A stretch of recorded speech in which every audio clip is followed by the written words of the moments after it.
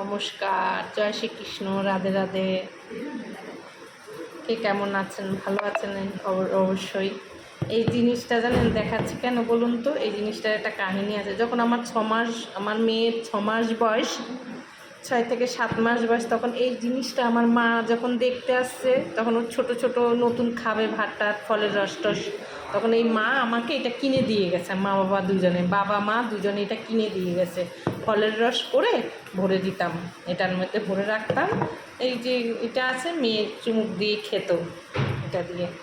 এই জন্যে এই জিনিসটা সেই ছোটোবেলাকার, আজ মেয়ের 16-17 বছর হতে যাচ্ছে মেয়ের বয়স, তখন থেকে যত্ন করে দিয়েছি। ছোটোবেলাকার স্মৃতি যত্ন করে রেখে দিয়েছি, তাই এখনও আছে এত সুন্দর। ওর বিশেষ করে ওর বাবা খুব সুন্দর ছোটোবেলাকার জিনিস গুছিয়ে রেখে দেয়।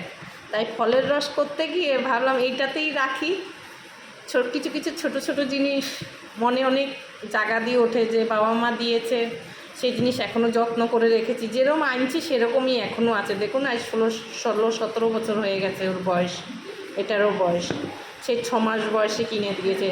সব জিনিস 1 টাকার জিনিস হোক আর 2 টাকার জিনিস হোক, যত্ন করে রেখে দিলে সারা জীবন তার মূল্য থাকে। এই যে এখন একটা জিনিস করব, এই যে বেদনাটা আছে, এই বেদনাটার রস করব।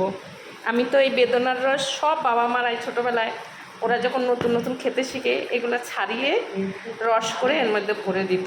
সব পৃথিবীর যত বাবা মারাই আছে এরকম রস করে এটার মধ্যে ভরে দিত। রসটা করতো, তখন তার মিক্সার ছিল না, হাত দিয়ে বা কিছু দিয়ে গ্লাসের পিছন দিয়ে করতো। আমি এই গ্লাসের পিছন দিয়ে করতাম। এইভাবেই ওদেরকে রস করে এইভাবে গ্লাসে ভরে দিতাম। এই কিছু কিছু জিনিস এত ভালো লাগে, কি বলবো আপনাদেরকে। ছোট ছোট জিনিস, স্মৃতি এগুলা, যে কীভাবে ছেলে মেয়েদেরকে বড় করেছি। অনেক ছেলেমেয়েরা ভুলে যায় যে বাবা মা কী করেছে আমাদের জন্যে।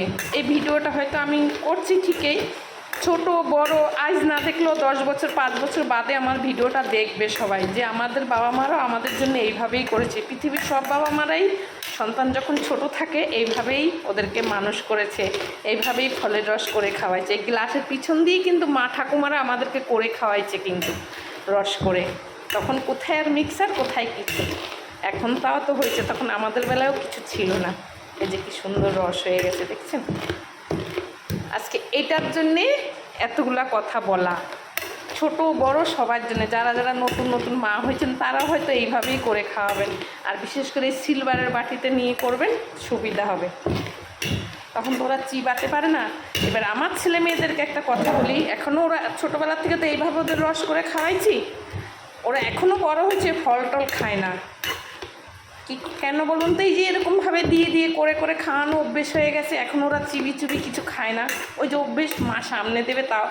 কিন্তু ম্যাগি, কোথায় ফিশ ফ্রাই, কোথায় চিকেন, এগ রোল, এগুলা করে দেন, এগুলোর জন্য আর ঝামেলা পোয়াতে হয় না।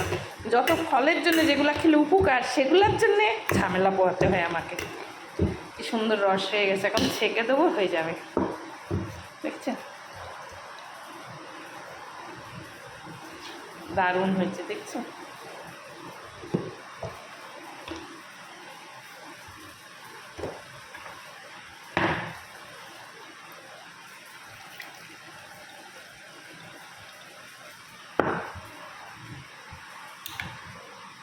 আর তো ছেঁকবো, তারপর দেখ এইভাবে বীজগুলো নিগড়িয়ে ফেলে দেবো।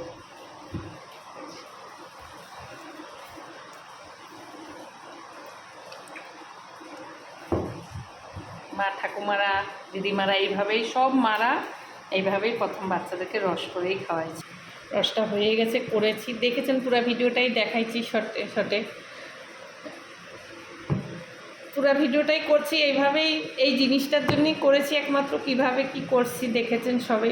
ভালো করে গুছিয়ে কথা বলতে পারি না। যদি ভালো লাগে আপনাদের ভিডিওটা, একটা লাইক কমেন্ট একটু শেয়ার করবেন দিদিভাইরা। আর সবাই ভালো থাকবেন, রাখি, নমস্কার।